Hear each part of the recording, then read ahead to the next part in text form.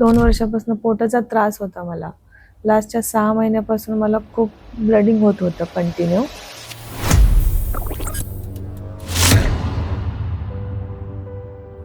माझं नाव विद्या आठवले, राहणार मी वाघोलीचे.